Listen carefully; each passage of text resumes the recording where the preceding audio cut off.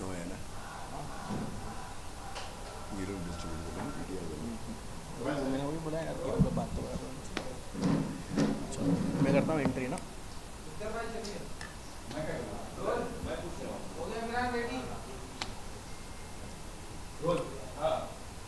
Senti इन दिनों आप ready?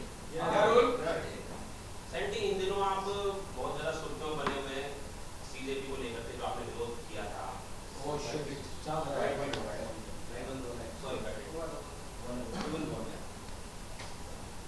ठीक है।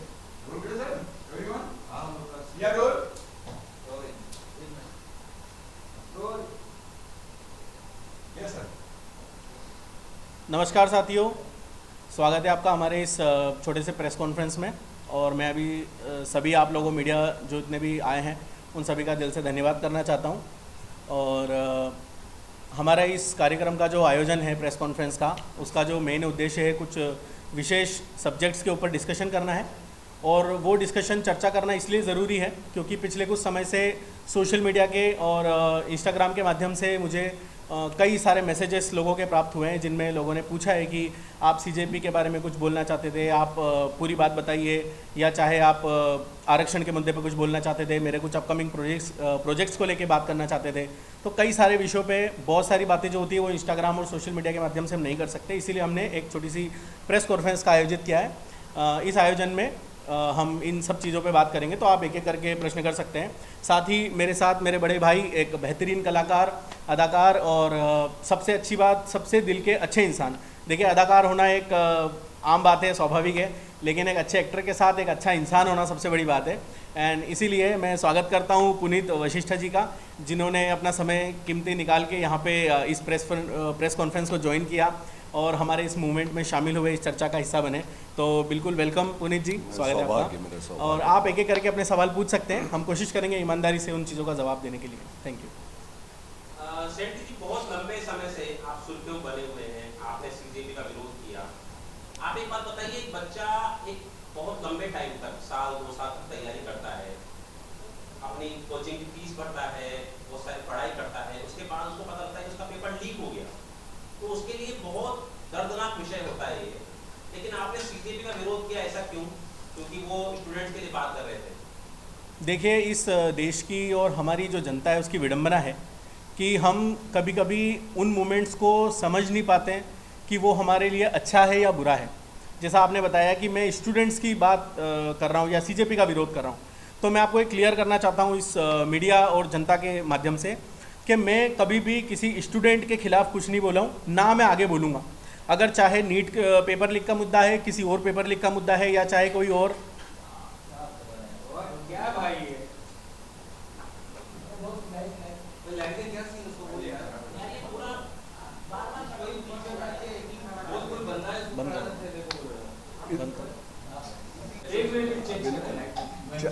हाँ बिल्कुल। वो लाइट चेंज कर। अरे बाबा, ये लाइट लाइट और बोलिए सर। एक मिनट सर। क्या सर? देखिए, इस देश की विडंबना है कि जब भी कोई एक प्रोटेस्ट या कुछ मूवमेंट होता है तो हम उस मूवमेंट में खास करके बुराई देखने की कोशिश करते हैं। तो मैंने जब विरोध किया था सीजेपी का, तो मेरा जो विरोध का पर्सपेक्टिव था वो था कि सीजेपी और उसके जो फाउंडर्स हैं उनकी जो सोच है, उस सोच के साथ मेरी दिक्कत थी। मैंने कभी ये नहीं बोला कि आप स्टूडेंट्स को मना करो या प्रोटेस्ट मत करने दो, या नीट पेपर हुआ तो वो अच्छा हुआ, ऐसा कभी नहीं हुआ। अगर कोई पेपर लीक होता है तो वो अच्छी बात नहीं है, उसके लिए सरकार को काम करना चाहिए, ध्यान देना चाहिए। और मैं प्रोटेस्टर्स के साथ हूँ, स्टूडेंट्स के साथ हूँ, परंतु प्रोटेस्ट के नाम पे हुड़दंग करना, अपनी देश की संपत्ति को नुकसान पहुँचाना, अपने देश के प्राइम मिनिस्टर को गाली देना, कुछ ऐसी गतिविधियां करना जिससे हमारे देश का, हमारे टैक्स पेयर के पैसों का नुकसान होता है। चाहे मैं रोड पे अगर लाइट तोड़ता हूं तो उससे हमारे टैक्स पेयर की लाइट गई, वो सरकार की लाइट नहीं है, वो सरकार ने आपके खजाने से उपयोग करके उस लाइट को वहाँ पर लगाया है। आप इस चीज़ को समझ लीजिए। आप किसी भी जाति के हो, किसी भी धर्म के हो, आपको ये समझना पड़ेगा कि वो आपके पैसे का नुकसान हो रहा है उस प्रोटेस्ट के हुड़दंग से। अगर आप प्रोटेस्ट पीसफुली करते हैं, अगर आप किसी का रिज़ाइन मांगना चाहते हैं, आप मांगिए, बिल्कुल, वो आपका अधिकार है। और खास करके स्टूडेंट्स जो है वो एक बहुत बड़ा मूवमेंट क्रिएट कर सकता है, वो हमें हाल में देखने को भी मिला है। लेकिन मैं स्टूडेंट्स का विरोध नहीं करता हूँ, मैं सीजेपी के उस सोच का विरोध करता हूँ जो देश विरोधी गतिविधियों को प्रोत्साहित करती है। तो जिस तरह की बातें कर रहे हैं आप, कई लोगों पे ये भी एलिगेशन है कि कहीं ना कहीं आप बीजेपी के साथ जुड़े हैं या कहीं से आपको फंडिंग मिली है ये सब करने के लिए, तो इन सब के बारे में क्या कहना चाहेंगे? देखिए, मैं आपको एक चीज़ बताना चाहता हूँ, अगर आप किसी भी ऐसे पार्टी के लिए बात करते हो जो आपके देश को सपोर्ट करता है, तो अक्सर लोग हमारे ऊपर एलिगेशन लगा देते हैं कि भाई आप बीजेपी के हो। अगर मैं किसी ऐसे शासन की बात करता जहाँ पे कोई कांग्रेस की गवर्नमेंट है और अगर मैं वहाँ की बात करूँगा तो आप बोलोगे भाई आप कांग्रेस के हो, राइट। मैं बताना चाहता हूँ कि हम किसी भी पार्टी के सपोर्ट नहीं करते, हम किसी पार्टी के साथ नहीं हैं। हम इन चीज़ों पे डिपेंड करते हैं कि भाई जैसे अभी हमारा जो एक मुद्दा है, हम इस मीडिया के माध्यम से बताना चाहते हैं, हमारा जो मुद्दा है वो है आरक्षण हटाओ, और इसी चीज़ पे हम आरक्षण हटाओ अगस्त क्रांति का एक लॉन्च भी करना चाहते हैं आपके माध्यम से, अगर आप देख सकते हैं।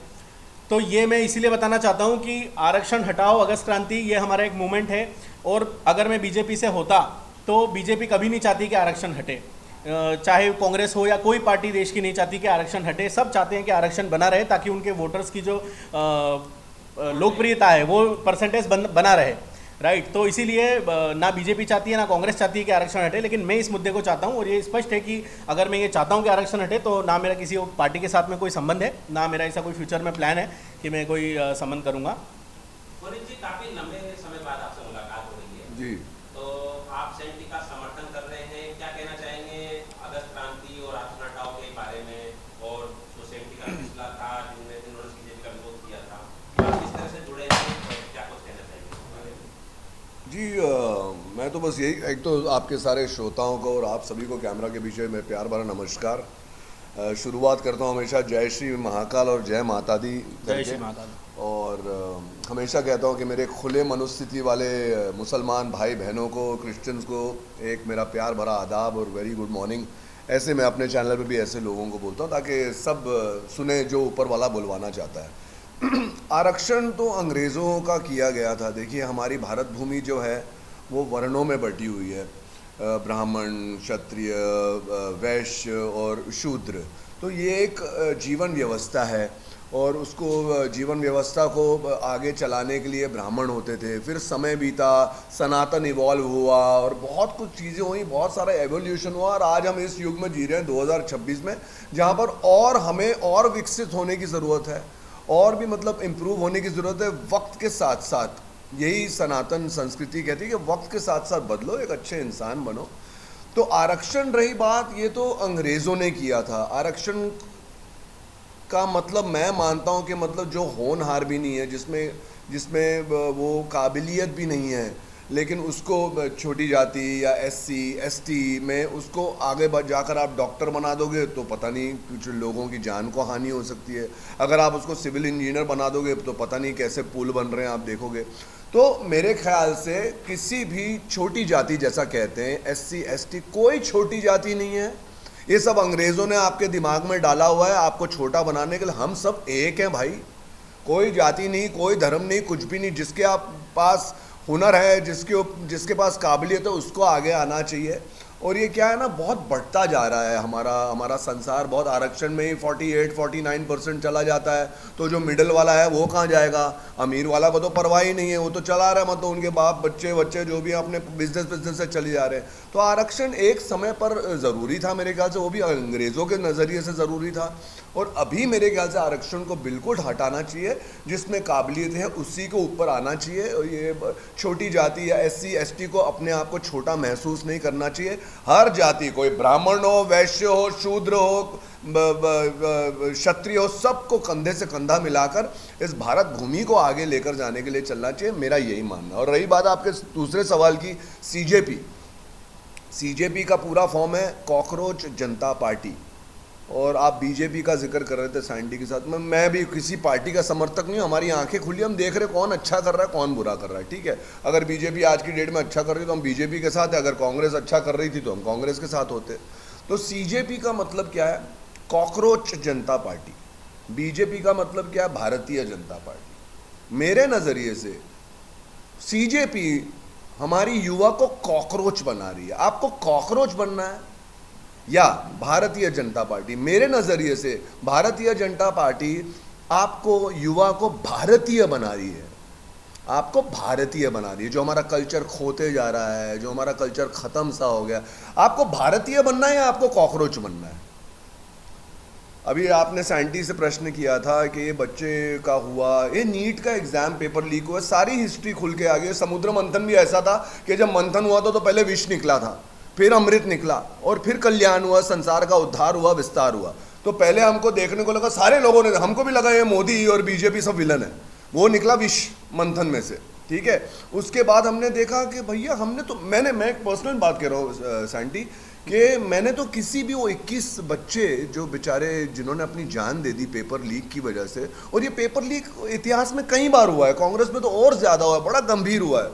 मैंने तो एक भी माँ या एक भी बाप को नहीं देखा कि मेरी बच्ची का आप कॉम्पनसेशन दो, एक भी। कई सारी रील, जब पहले मंथन भी हो रहा था, विष भी निकला, तो उसमें भी मैंने देखा नहीं एक मजलूम माँ बोल रही है या बाप बोल रहा है कि मेरी बच्ची मर गई, मुझे एक कुछ कॉम्पनसेट करो, आप मुझे, मेरे को एक एडजस्टमेंट दो, एक को भी नहीं देखा।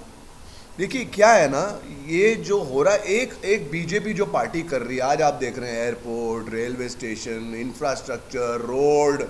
आज हमारा प्राइम मिनिस्टर जो है वो कहीं भी जाता है, बाप रे, बड़े से बड़े शेख, बड़े से बड़े लोग, सब लोग आदर सम्मान में उठ जाते हैं और उनको प्रणाम करते हैं, क्योंकि उनका एक ऑरा है। अभी ऐसे ही है क्या? सब लोग ऐसे ही पागल बने जा रहे हैं क्या? हम भारत की स्थिति देख रहे हैं, आज भारत देश किस लेवल पर आ गया। आज हम टक्कर ले रहे हैं एकदम अमेरिका के साथ खड़े हो। क्या थे हम लोग 15-18 साल पहले? करप्शन से भरा हुआ देश, 2G स्कैम, चारा स्कैम, कोल स्कैम, स्कैम पे स्कैम। तो मैं ये मानता हूँ, एक उदाहरण की तरह पेश करूँगा, बीजेपी एक दिए की तरह, दिए की लौ होती है ना, वो उसकी फ्लेम जो होती है, एक टिमटिमारी है बहुत प्यार से। अभी एक बार वो लौ फड़फड़ाई तो सब लोग आ गए, गलत कर रहा है ये सीजेपी, आपके कांग्रेस वाले, आपके आम आदमी पार्टी। एक आदमी है देवता की तरह आगे ले, उसके नाम पर कुछ प्रॉपर्टी भी नहीं है यार नरेंद्र मोदी के। अभी मेरे ख्याल से 1.5 साल पहले उनकी कोई प्रॉपर्टी थी, वो भी उन्होंने बेच दी। अपनी बीवी, अपनी माँ, सबको पीछे, आदमी देश सेवा के लिए आगे निकल चुके। यहाँ पर कट मारेंगे, मारना ही पड़ेगा।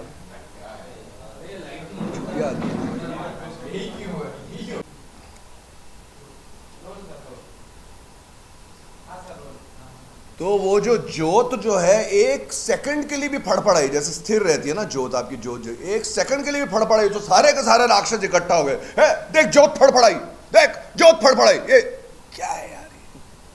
ऑपोजिशन होता है, अगर आपकी रूलिंग पार्टी कुछ बुरा कर रही है देश के लिए तो आप उनको करेक्ट कर रही है, तो सिर्फ अच्छा ही अच्छा कर रही है तो ऑपोजिशन अपना फर्ज निभा रही है कि इनको करेक्ट करो।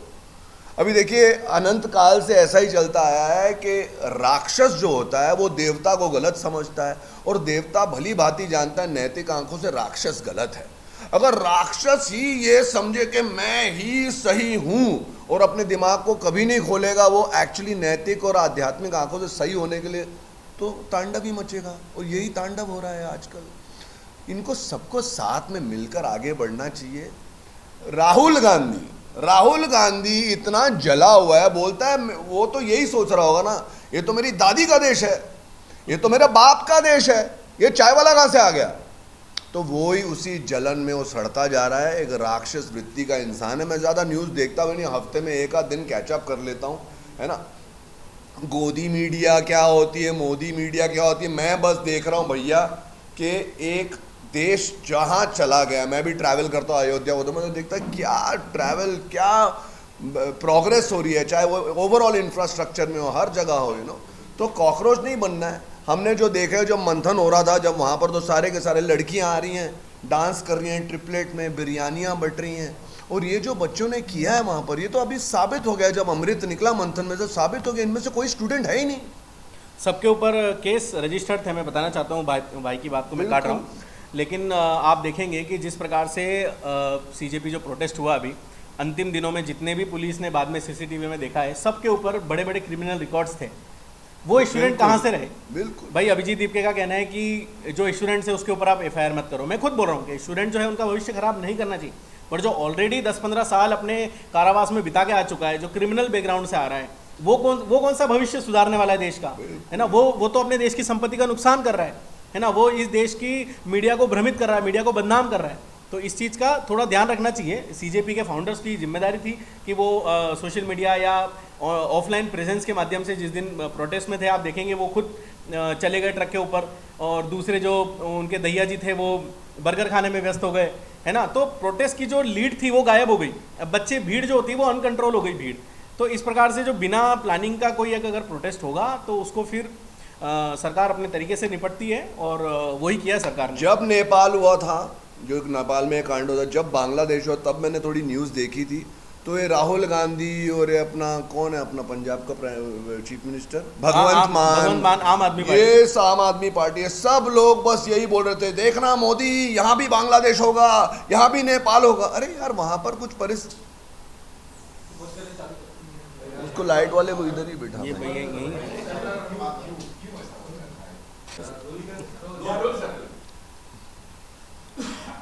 जब बांग्लादेश में लफड़ा हुआ था, सबके सब अंदर घुस गए थे, तोड़ा फोड़ी की थी, वहाँ के प्राइम मिनिस्टर को भागना पड़ा था। जब नेपाल में ऐसा हुआ था, ये सब तब के तब ये सारे जो राक्षस, जो अपोजिशन वाले हैं, ये सारे के सारे बोलते हैं एक दिन ऐसा भी, यहाँ भी ऐसा हो गया।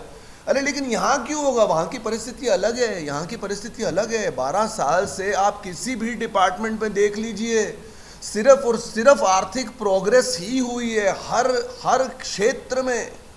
मैं हमेशा कहता हूँ कि हर हिंदू अच्छा नहीं होता और हर मुसलमान बुरा नहीं होता, और यही मोदी जी भी कहीं ना कहीं मानते हैं। इतनी सारी योजनाओं का आविष्कार हुआ है, हर एक मुसलमान भाई बहन उसका पूरा लाभ उठा रहे हैं। ये सब कुछ हो रहा है हमारे देश में। तो ये ऑपोजिशन क्योंकि वापस आता हूँ, क्योंकि राहुल गांधी जला पड़ा है कि भैया ये तो देश मेरे बाप का था, मेरी दादी का था, ये कहाँ ले गया? चाहे बोले जलन है। ईर्ष्या एक बहुत बड़ा चारित्रिक दोष होता है। ईर्ष्या इनसे बहुत अजीब अजीब चीज़ें करवाना चाह रही है। नरेंद्र मोदी एक ऐसा प्रोत्साहन है, एक ऐसी इंस्पिरेशन है हर एक आम आदमी के लिए कि आप मेहनत करके, पवित्र रह के अपने देश को बढ़ाने के लिए, आप किसी भी वर्ग से आएँ, आप आ सकते हैं। लेकिन ये जितने भी हैं, अखिलेश यादव, ये सब परिवारवाद वाले हैं, राहुल गांधी, ये सब परिवारवाद वाले हैं। इन लोगों को लगता है इंडिया मेरे बाप का था। नहीं, इंडिया मेरे बाप का नहीं भाई, किसी के बाप का नहीं, हम सबका इंडिया, आवाम का इंडिया है। और ये हमारे मालिक नहीं बैठे हैं जो प्रशासन में बैठे हैं, ये हमारे सेवक बैठे हैं। वाकई मुझे मोदी जी बहुत बड़े सेवक लगते हैं, सेवा कर रहे हैं, साधारण आदमी है। सारी दुनिया में इंडिया का नाम इतना ऊपर हो गया। अगर मेरी बातों से किसी को लगता है कि मैं मोदी समर्थक हूँ, बीजेपी समर्थक हूँ, तो लगे, आई डोंट केयर। जो काम अभी पिछले 12 साल में इंडिया का हो रहा है, जो प्रोग्रेस हो रही है, अगर वो कांग्रेस कर रही होती तो मैं कांग्रेस के बारे में बोलता। एक किसी और का नाम लेना चाहूँगा, आप सबके सब जो हैं, आप जाकर अश्विनी उपाध्याय जी के वीडियोस देखिए। वो एक एडवोकेट हैं, उनकी एक लॉ, हिंदुस्तान की संस्कृति को मार देने के लिए, तहस नहस कर देने के लिए, भस्म कर देने के लिए कांग्रेस ने 1947 से लॉ बनाया है। क्यों हुआ पार्टीशन? क्यों हुआ पार्टीशन? अगर पार्टीशन हो गया तो मुसलमान भाई बहन वहाँ चले गए, हिंदू भाई बहन यहाँ रह गए, और जितने भी साथ में आपके रह सकते थे, प्यार मोहब्बत से रह सकते थे, वो लोग हिंदुस्तान में रहने वाले थे ना। लेकिन अभी अगर हमें पता चलता है किसी की मजहबी किताबों से में कि भैया ये तो बढ़ के मतलब इनको जिहाद करना है, या इनको खा जाना है, या इनको फिनिश करना है, या मतलब जो हमारे खुदा का नाम ना ले वो काफिर है, तो ये तो अभी आंखें खुल रही हैं हम सबकी। तो ये सारा कट्टरिज्म पीछे छोड़ना पड़ेगा, हमको इंसानियत जगानी पड़ेगी, बहुत ज़रूरी है। एक साथ में प्रोग्रेस करना पड़ेगा, प्रोग्रेस बहुत ज़रूरी है। तो मेरे ख्याल से ये बीजेपी, नरेंद्र मोदी ये कर रहे हैं। क्या होता एक अभी तक अगर बीजेपी नहीं जीती होती वेस्ट बंगाल में, सर अभी तक बांग्लादेश में शामिल हो गया होता। एक कड़वे सत्य को आप फेस कर लीजिए, फेस कर लीजिए। एक और बहुत बड़ा एलिगेशन लगाया था सैंडी आपने कि आपका यूट्यूब चैनल डिलीट हो गया जब सीजेपी पर आपने बयान दिया उसके बाद, तो इसमें क्या कहना चाहेंगे आप? देखिए, मेरा यूट्यूब चैनल डिलीट हुआ, और बिल्कुल ये सही बात है कि मेरे द्वारा दी गई सीजेपी की प्रतिक्रिया के बाद ही वो जो मेरा चैनल है डिलीट हुआ। पर मुझे कहीं ना कहीं लगता है कि सोशल मीडिया पर और यूट्यूब पर ऐसा होता है कि बहुत सारे अगर आप एक साथ रिपोर्ट या बग करते हो, या उनके फ़ैन फॉलोइंग के द्वारा अगर किसी अकाउंट को टारगेट किया जाता है, या उनके आईटी सेल द्वारा उसको टारगेट करके रिपोर्ट किया जाता है, तो वो बिल्कुल डिलीट हो सकता है। ये मेरे साथ नहीं, ये पहले भी बहुत सारे बागियों के साथ हुआ है जिन्होंने इसके खिलाफ़ कभी आवाज़ उठाई होगी। तो इसीलिए मुझे लगता है ऐसा कि खैर यूट्यूब ने तो ये बोला है कि मेरा जो चैनल है वो परमानेंट डिलीट हुआ है, और उसका वापस से रिकवरी नहीं किया जा सकता। मुझे लगता है कहीं ना कहीं वो रिपोर्ट्स की वजह से ही डिलीट हुआ है। तो आज जो आप ये लॉन्च कर रहे हैं अगस्त क्रांति आरक्षण हटाओ, बिल्कुल इसको आप आगे कैसे बढ़ाएंगे और इसको आप पुलिस के साथ में जुड़े हैं तो आगे मैं- क्या इसमें योजना है आपकी? बिल्कुल, हमारी योजना आगे ऐसी है कि हम एक सोशल मीडिया पेज बनाएंगे जिसके माध्यम से हमारे साथ जो जुड़ने वाले लोग हैं जो चाहते हैं कि आप रिजर्वेशन हटाइए, जैसे आप देखो कि कॉकरोच जनता पार्टी जिन्होंने इस एक सी फर्जी नीयत के साथ में देश को बर्बाद करने के साथ में जब पेज बनाया तो उनको इतने 20-22 मिलियन लोगों ने फॉलो किया। तो मैं चाहता हूं कि एक आरक्षण हटाओ, सबको समानता का अधिकार मिले, सबको आर्थिक आधार पर आरक्षण मिले। इस उद्देश्य और लक्ष्य के साथ में हम एक सोशल मीडिया पेज बनाएंगे, एक संगठन बनाने की कोशिश करेंगे और भविष्य में चल के सरकार के ऊपर हम इस पर बात भी करेंगे, दबाव बनाएंगे और जितना हो सकता है गांधी जी के रास्ते पर चलकर हम कोशिश करेंगे कि सरकार तक ज़्यादा से ज़्यादा ये बातें पहुँच पाए हमारी। पुनीत जी, बहुत लंबे समय से आप बॉलीवुड इंडस्ट्री में काम कर रहे हैं, मैं समझता हूँ कि पिछले 1 दशक से आपने बहुत अच्छा काम किया है। क्या हमारी बॉलीवुड इंडस्ट्री में भी आरक्षण जैसा कुछ होता है? बिल्कुल, नेपोटिज्म होता ही था ना, लेकिन अभी चीज़ें बदली हैं, राष्ट्रवाद आ रहा है सिनेमा में, है ना। तो और सही राष्ट्रवाद भी छोड़ दीजिए, सही चीज़ को दिखाना आ रहा है, यू नो। आप नहीं चाहेंगे आपकी बेटी छोटी स्कर्ट पे मुन्नी बदनाम हुई डार्लिंग तेरे लिए, क्या आप चाहते हैं आपके बच्चे ऐसा आपके आगे नाचे 5-6 साल? धुरंधर देखिए, धुरंधर कितना अच्छा उदाहरण है। तो वही मैं बोल रहा हूँ, क्या चल क्या रहा था कांग्रेस के राज में, है ना। मुझको पहचान लो मैं हूँ डॉन, मतलब आपका हीरो कौन है? डॉन। तो अवचेतन मन पर आप क्या असर कर रहे हैं कि भाई हीरो डॉन होता है, मतलब आप पब्लिक को डॉन बनाना चाहते हैं क्या? डराना चाहते हैं। Shoot out at Wadala, shoot out at लोखंड वाला, शूट आउट ये भाई वो भाई, ए अमजद, ए चाइला, ये सब क्या भाईगिरी। पता चल गया ना अभी धुरंधर के माध्यम से कि क्या होती है भाईगिरी, पता चल गया ना कि कैसे आते हैं वहाँ से। देखिए मेरे बहुत सारे अच्छे मुसलमान दोस्त हैं, लेकिन धुरंधर के माध्यम से हमको पता चल गया कि कोई राम का नाम लेकर कसब यहाँ नहीं आया, तो अल्लाह का नाम लेकर ही आया था। सिंपल सी बात है। मेरा भी यूट्यूब चैनल है, मेरे ज़्यादातर फॉलोअर्स वहाँ पर मुसलमान हैं और मैं मेरे सारे मुसलमान भाई बहनों को बड़े प्यार से समझाता हूँ, शायद इसलिए मेरा आज तक यूट्यूब चैनल डिलीट नहीं हुआ है। प्यार से समझाना बहुत ज़रूरी है। देखिए एक सृष्टि है, एक सृष्टि पर मनुष्य आया, जो भी है बहुत लंबा मैं 2 मिनट में इसको लपेटना चाहूँगा। अगर उस सृष्टि में पहले भगवान बोल रहे थे, नारायण बोल रहे थे, देवी बोल रहे थे, फिर उस सृष्टि पे कुछ और जेरूसलम साइड में और लोग आए जो बोले नहीं गॉड ने बनाया, वो एक ने बनाया, फिर और लोग आए बोले क्राइस्ट ने बनाया, फिर और लोग आए उन्होंने बोला कि मतलब अल्लाह ने बनाया। अभी ये चारों वर्ग के एक साथ एक ही सृष्टि पे रहते हैं। इसको लगता है कि मनु और शत्रुपा पहले इंसान थे, जो सत्य है, हज़ारों साल पहले लिखा हुआ था, और इनको लगता है आदम और हवा पहले इंसान है और इनको लगता है एडम और ईव पहले इंसान है। अभी बेसिक मूल विचारधारा ही अलग है, तो झगड़े तो होंगे ही ना। अगर आप बोलते हैं कि अल्लाह ने ज़मीन बनाई, आसमान बनाया, मैं बोलता हूँ भगवान ने बनाया, अभी आपकी विचारधारा यहाँ जा रही है, मेरी विचारधारा यहाँ, लफड़े हो रहे हैं और ये पॉलिटिशियन जो है लफड़ों के मजे ले रहे हैं। बिल्कुल। तो हर एक इंसान को अपना मजहब धर्म पीछे छोड़ के आध्यात्म को जागृत करना चाहिए। सबसे बड़ा आध्यात्म, सबसे बड़ा धर्म मैं मानता हूँ, मेरे जितने भी एक्सपीरियंस है, कि भैया नैतिक आध्यात्मिक आंखों से क्या सही है क्या गलत है इतना जान ले, तू भगवान का बच्चा बन गया, तू अल्लाह का बच्चा बन गया। क्या सही है क्या गलत है, क्या बुरा है क्या अच्छा है, इतना जान ले, तेरी लाइफ निकल जाएगी भाई। और सब चल ही रहा है भाई प्रोग्राम में यार। ये हम जिस चेयर पर बैठे हैं वो चेयर बनाने वाला कोई, हम एक इंटरव्यू देख रहे हैं उसको रिकॉर्ड करने वाला है कोई, रिकॉर्ड कर, तो ईश्वर चला ही रहे हैं सब कुछ, बस शांति से चलना है और उसका आदेश लेना है, अंदर से मिलता आदेश। बस ये सब पॉलिटिक्स में ये क्या कर रहे हैं आम आदमी पार्टी बैच। मैं वापस वो उदाहरण देना चाहूँगा 10 सेकंड में। एक लौ चमक रही है इतने सालों से और सारा का सारा अंधेरा पास में जलन खा रहा है कि नहीं भैया हमारा वक्त आए, हमें सब कुछ वापस अंधेरे में लाना, बंद करो ये रोशनी। यही हो रहा है आपका सीजेपी बीजेपी जो हो रहा है, यही कहना चाहूँगा। और मैं आपको एक और चीज़ बताना चाहता हूँ कि अगस्त क्रांति के नाम से हम एक गाना भी जल्दी लॉन्च करने वाले हैं, जिसमें कुछ पंक्तियाँ इस प्रकार होगी जो किसी भी राजनेता को, चाहे वो बीजेपी हो या कांग्रेस हो, किसी को पसंद नहीं आएगी, लेकिन हम फिर भी जनता के लिए वो चीज़ करेंगे।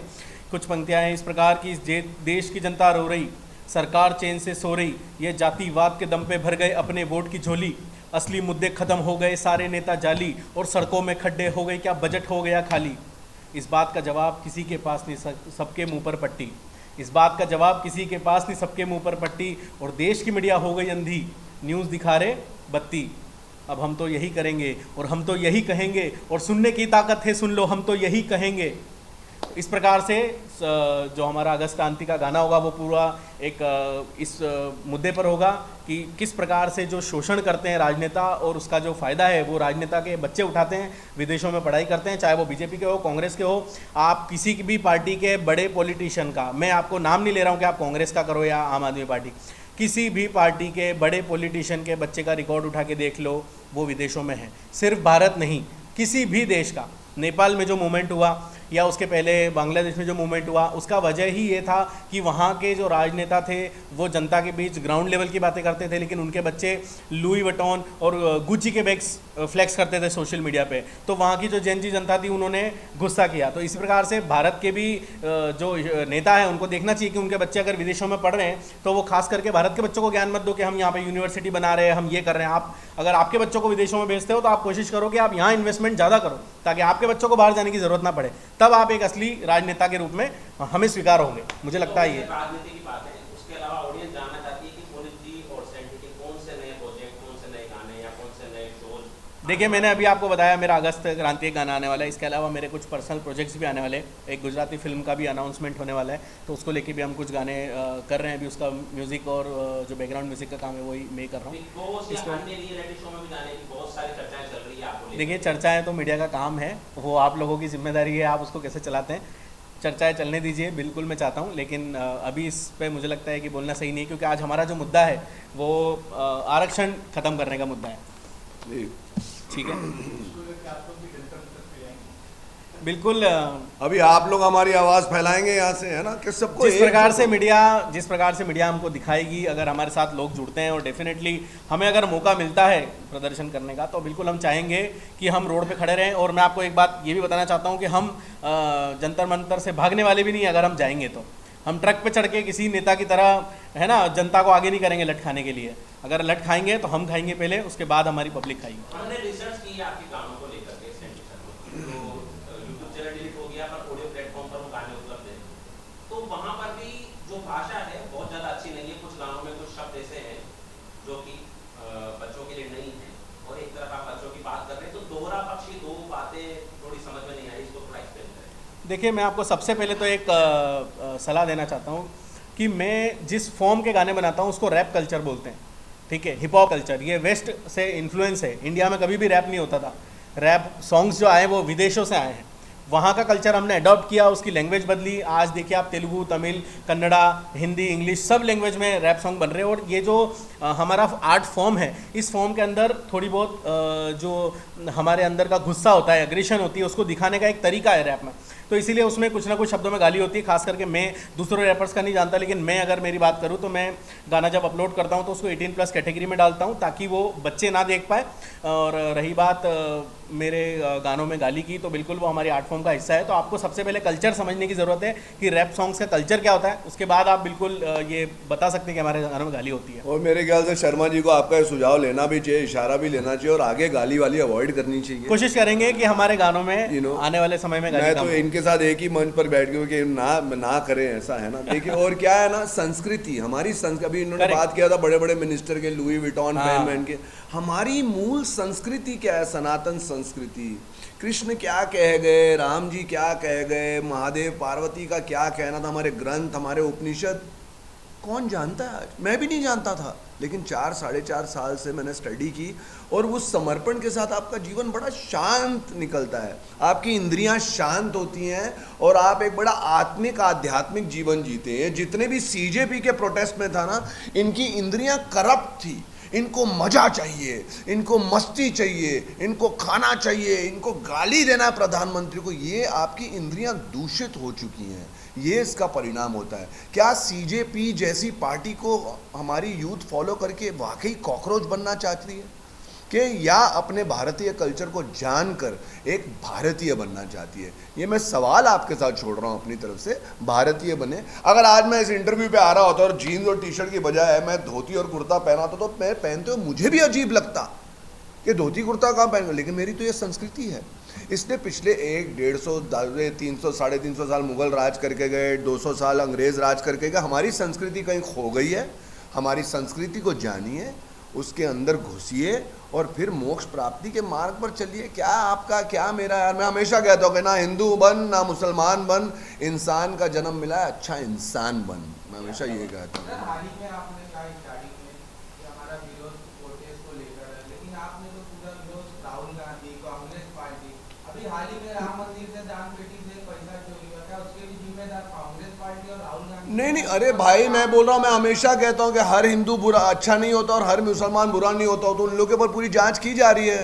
अभी नीट पेपर्स का ये जो है पूरा का पूरा इसका निष्कर्ष निकाल दिया गया है, बड़ी से बड़ी लॉ निकाल दिया गया है, सारा कुछ बैंड, उसके ऊपर भी कांग्रेस रो रही है, राहुल गांधी रो रहा है, आम आदमी पार्टी वाले रो रहे हैं। ये सिर्फ राक्षस वृत्ति वाले हैं भाई। अगर आप थोड़ा अध्यात्म में घुसे, जो थोड़ा मैं घुसा, आपको साफ दिखता है कि किसकी क्या नीयत है, तो राहुल गांधी ये बात बोल, मैं तीसरी बार बोल रहा हूँ मेरे ख्याल से इंटरव्यू, मेरे बाप का देश है, मेरी दादी का देश है, चाय वाला कहाँ लेकर जा रहा है? अरे चाय वाला कहाँ लेकर जा रहा है? सब जो बेसिक आध्यात्मिक लोग हैं सब देख रहे हैं। जो अच्छे मुसलमानों में कितने रील्स देखता हूँ, कोई एआई नहीं हो, कितना समर्थन करते हैं। लेकिन जो कट्टरवादी हैं, जो इंडिया को भी फाइनली गजवाए हिंद करके मतलब पाकिस्तान का हिस्सा जर्रा इस्लामिक कर देना चाहते हैं, वो लोग कभी मोदी जी को पसंद नहीं करेंगे, क्योंकि उनकी एक मुहिम रुक रही है। और मैं बताना चाहता हूं कि राम मंदिर के मुद्दे पे आपने बिल्कुल अच्छा सवाल किया। मैं ये चाहता हूं, मैं सरकार से, आपके माध्यम से, मीडिया के माध्यम से जनता को और सरकार को एक निवेदन करता हूं कि अगर राम मंदिर के मामले में जो भी आरोपी दोषी पाए जाते हैं उनको कड़ी से कड़ी सजा मिलनी चाहिए। बिल्कुल, उसमें ये नहीं देखना चाहिए कि भैया मंदिर में हुआ है, मस्जिद में हुआ है। आपकी अगर चोरी हुई है तो वो फिर धर्म के आधार पे नहीं होती, चोरी होती है। आपके घर में हुई है चोरी तो आप उसको देखो, आप आरोपियों को पकड़ो, उनको जेल में डालो और उसके बाद आप जनता के सामने आके बताओ कि भाई हमने ये कार्रवाई करी है। ये बिल्कुल मैं आपके माध्यम से, आपने बहुत ही वैलिड प्रश्न भी पूछा, उसका एक आंसर कंटिन्यू करना चाहूंगा। ये तो मंदिर में चोरी हुई तो पता चल गया और बाहर निकल कर आ गया। दरगाह और मस्जिद और चर्च तो अकाउंटेबल ही नहीं है। करेक्ट, वहां तो 24 घंटा चोरी हो रही है मेरे भाई। कहां से आ रहा है आतंकवाद का पैसा, कहां से आ रहा है जिहाद का पैसा, कहां से आ रहा है मिशनरी का पैसा, कहां से आ रहा है कन्वर्जन का पैसा? यहीं से आ रहा है। मैं तो बोलता हूं कड़ा से कड़ा रुख बरतना चाहिए मोदी जी को और ये गवर्नमेंट को, और हमारे देश की संस्कृति को कोई हानि ना पहुंचे। और मैं बोलता हूँ ऐसे लोगों ने किया, पूरी तरह एक्सपोज करे। और जब कितनी बार पुलिस पकड़ती हो तो नकाब पहनते ना, जिन लोगों ने ये किया ना, कोई नकाब मत पहनाओ। जितनी भी रेपिस्ट है उनको नकाब मत पहनाओ, उनका शक्ल दिखाओ लोगों को, मत छुपाओ भाई, जो गंदा है उसको दिखाओ। और फिर वही है, मतलब यार अच्छे और बुरे के बीच का फर्क जान जाओ यार। 10 सालों 12 सालों में सरकार बनी है मोदी की, क्या कहते हैं, महंगाई नहीं बढ़ी? सर इन्फ्लेशन है डेफिनेटली बढ़ी है। रोजगार भी बोलते बेरोजगारी है। देखिए जो गुंडा था, जो भाई था, जो सपा में 50 500 ले रहा बेटा, आपने टेंशन मत ले, हमारा है, सब हमारा है, वो गुंडागर्दी करने वाला ना, उनको बेरोजगारी हो गई है। अच्छा, मैं आपसे पूछना चाहता हूं, लेकिन ईमानदार आदमी जो वाकई मेहनत करने था, मेक इन इंडिया, आत्मनिर्भर भारत, बहुत सारे चीज़ें खुली हैं, चाहे वो ब्रह्मोस से हो, चाहे हमारे इतने सेकंड वर्ल्ड्स बिगेस्ट हम लोग मोबाइल मैन्युफैक्चरर्स बन गए हैं, गाड़ी टाटा रेंज रोवर, सब जिनको मेहनत करनी है उनके लिए दिशाएं भी खुली है। और जो गरीब है, जिनके लिए गरीब है, तो बहुत सारी योजनाएं हैं। सही बात, बहुत सारी योजनाएं हैं सर। वहां से आपको बहुत दाल चावल वावल सब कुछ राशन वाशन आपको मिलता है, संभाला जा रहा है। अभी भी फाइनली तो बीजेपी भी इस क्षेत्र में जागी ना, थोड़ा ये नीट का ये हुआ, जागी। अभी कानून बनाना ऐसे थोड़ी कोई परफेक्ट है, सभी इवॉल्व कर रहे हैं, सभी सीख रहे हैं, सब अच्छा बेटर से बेटर बन रहे हैं, तो सभी बने। अच्छा, मैं आपसे एक और चीज़ बताना चाहता हूँ कि आपने पूछा कि भाई 12 सालों में महंगाई बढ़ी है। आपने जो मकान 12 साल पहले लिया था उसकी कीमत कितनी थी 12 साल पहले, और आज उस मकान की कीमत क्या है? आप देखिए पिछले 12 सालों में जो मुंबई में, खास करके आज हम ये प्रेस कॉन्फ्रेंस मुंबई में कर रहे हैं, मैं यहीं की बात करता हूँ कि जिस फ्लैट की कीमत या जिस प्लाट की कीमत पहले 12 साल पहले जो थी, क्या आज वो सेम है? यहाँ करोड़ों की कीमतें हो चुकी है। जो 50 लाख का फ्लैट था वो आज 1.5 करोड़ का हो चुका है। तो आप एज ए जनता अपने आप की थोड़ी माइंड को स्ट्रॉन्ग करिए, अपने आप को ये समझाइए कि कोई सरकार आपकी महंगाई नहीं बढ़ा रही। सरकार महंगाई बढ़ा रही तो आपका मकान भी महंगा बढ़ा, महंगाई आप बढ़ा रहे हो। आप अपने मकान को 12 साल पुरानी रेट पे बेचिए, सरकार भी आपको 12 साल पुराने रेट पे राशन दे देगी। और जो गरीब है उसको तो वैसे ही 2-4 रुपये में गेहूं चावल मिलते हैं, वो कांग्रेस भी देती थी, वो बीजेपी भी देती है। तो महंगाई उनके लिए बढ़ी है जो अपनी मेहनत से काम करके कमाना नहीं चाहता, जो हरामखोरी करना चाहता है, जो बड़े बड़े खाना चाहता है, जो आलस करता है। उसको ये नहीं चाहिए कि मेरे को कमा के मेहनत करके कुछ खाना है। आज आप मेरे मीडिया के साथी हो, आज आप भी मेहनत करते होंगे, सब पैसा कमाते हैं, तभी आप अपना मकान मकान दुकान बना पा रहे हो, चला पा रहे हो धंधा, राइट। आप मेहनत करोगे तो आपको काम मिलेगा। आप सोचोगे कि मेरे को 12-15 साल पुराने जो कीमत पे घर था उसकी कीमत तो मुझे ज़्यादा मिले, लेकिन चावल मुझे आज के 15 साल पुराने रेट पे चाहिए। तो ये क्या है, ये थोड़ा सा इसको हमारे मानसिकता सुधारने की ज़रूरत है। बाकी खैर आपके जो भी सवाल है हमने अच्छे से कोशिश की है जवाब देने के लिए। आपका और कुछ सवाल है तो बताइए। पुनीत जी, सवाल ये है कि आप बॉलीवुड से बिलोंग करते हैं। इस पूरी सीजीपी प्रोटेस्ट का हमने देखा, बॉलीवुड ने कुछ नहीं बोला, ऑलमोस्ट सभी साइलेंट थे। उस बारे में आपके क्या रवैया है? क्या ये लोग बोलने से डर रहे हैं बॉलीवुड के लोग, और क्या क्या रीजन क्या है? मतलब क्यों वो शांत थे फिल्म के ऊपर? शबाना आजमी को हमने देखा, सलमान खान को भाई सब चुप हो जाते हैं। देखिए और जिन लोगों ने बोला तो सीजेपी के समर्थन में बोला, हाँ, लेकिन आप विरोध कर रहे हैं तो ये अभी हाल ही में आकांक्षा पुरी ने, मैं एक छोटा सा इस पे वाक्यांश, हाँ बिल्कुल, आकांक्षा पुरी ने मीडिया के सामने आके ये बात क्लियर कर दी है किसने किसको पैसे दिए हैं। आकांक्षा पुरी ने मीडिया में आके खुद बोला है कि मुझे भी पैसा ऑफर हुआ था और दूसरे लोगों को भी पैसा देके बुलाया गया। खैर आकांक्षा पुरी के गट्स को मैं सैल्यूट करता हूं कि उन्होंने ना तो पैसा एक्सेप्ट किया, ना वो सीजेपी के प्रोटेस्ट में गई, और उन्होंने दूसरा मीडिया के सामने आके वो सब बातें बताई और लोगों को जागरूक किया। तो आपके सामने ही है इसका जवाब, तो है ना, जो पैसा दे के बुला रहा है वो सीजेपी है, बीजेपी नहीं है। बीजेपी को जीतने के लिए पैसा देने की जरूरत नहीं है, ना मुझे बीजेपी से पैसा लेने की जरूरत है। भगवान की दया से हमारी दाल रोटी अच्छी चल रही है। बिल्कुल, कहने का मतलब है कि आप किसी फंडिंग के ऊपर आप ये एलिगेशन लगाना सही नहीं है। और आपने कहा कि मैं बॉलीवुड से हूँ, मैं बॉलीवुड मतलब यार इसको इंडियन फिल्म इंडस्ट्री में बॉलीवुड मेरे ख्याल से दाऊद इब्राहिम ने नाम रखा था इसका। उन लोग का होएगा हॉलीवुड, अपना होएगा बॉलीवुड। क्या है बॉलीवुड? बॉलीवुड यार हम एक हिंदी भारतीय सिनेमा है, भारतीय सिनेमा है हमें, है ना। तो मैं सलमान खान शाहरुख खान के बॉलीवुड को बिल्कुल बिलोंग नहीं करता। लोग जानते हैं भाई ये सच बोलने वाला आदमी है ना। और सलमान खान भाई मतलब ग्रेट ब्रेट स्टार है, लेकिन वो भी सब दुबई कराची कैसे सपोर्ट रहा है वो सबके सब जानते हैं। अभी मैं क्यों अपना इस पर, ये मुद्दा वो नहीं है हमारा प्रेस कॉन्फ्रेंस। आज का जो हमारा मुद्दा है वो मुझे लगता है आरक्षण था। तो अगर आप आरक्षण के इर्द गिर्द और कुछ जानना चाहते हैं तो बताइए। मुझे लगता है तो मैं तो यहाँ पर बोल रहा हूँ, मुझे 500 करोड़ मिले हैं यहाँ पर बोलने के लिए। ऐसे मतलब ये सब यार भाई, मैं सत्य बोलने के लिए अपना पेट्रोल जलाकर आया हूँ यहाँ पर, सिंपल सी बात है। और कुछ नहीं, बॉलीवुड कुछ नहीं। जिस बॉलीवुड की आप बात कर रहे हैं, आप ज़रा अपनी तीसरी आंख दृष्टि से देखिए, वो बॉलीवुड ख़त्म हो चुकी है, वो ख़त्म हो चुकी है। और वो बॉलीवुड के माध्यम से भी हमने क्या दिया है, हमारी संस्कृति को क्या हमने बांटा है, हमें पता तो चल रहा है। लेकिन अभी क्या है बॉलीवुड, वो स्कर्ट और वो सेक्सी ब्लाउजेज और फैशन वैशन, ये क्या भारतीय संस्कृति है?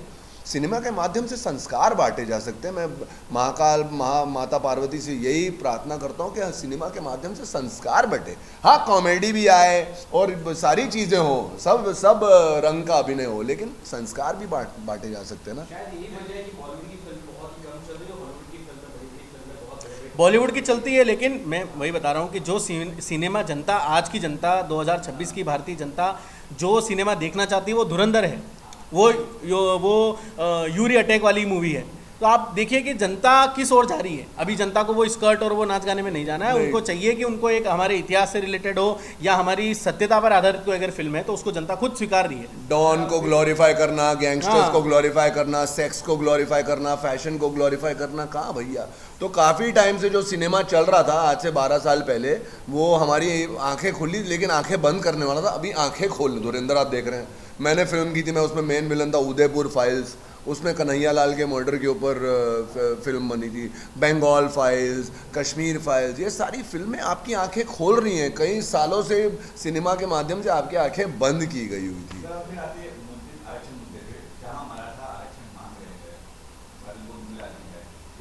वहाँ आरक्षण खत्म करने की बात कर रहे थे, इतना आंदोलन हो रहा है। नहीं सर, जो वेल डिजर्विंग है, जो वाकई आर्थिकता से वो बहुत तंग है, उसको डेफिनेटली मिलना चाहिए आरक्षण। इसके अंदर हमें बहुत सूक्ष्मता से स्क्रूटनाइज करना पड़ेगा। इसको रिफॉर्म करने की जरूरत है, रिफॉर्म करने की जरूरत है, खत्म करने की। देखिए आज की ज़माने में आपने बताया, मैं उस बात पे एक बहुत अच्छा सुझाव देना चाहता हूँ मेरे माध्यम से, मीडिया के माध्यम से सरकार को, कि आज के ज़माने में सिर्फ 2 टाइप की जातियाँ रह गई है। बताइए कौन सी? मैं बताऊँ, 2 जातियाँ रह गई है, अमीर और गरीब।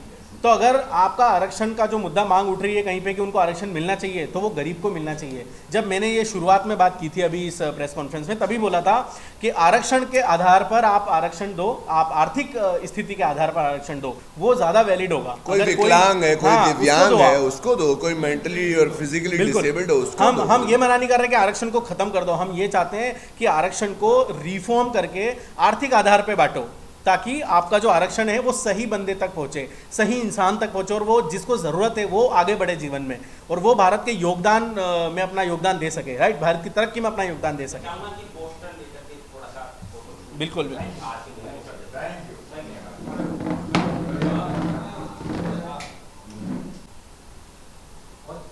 यू कॉकरोच मत बनो, भारतीय बनो। कॉकरोच मत बनो, भारतीय बनो। Thank you very much. Thank you so much, thank you so much.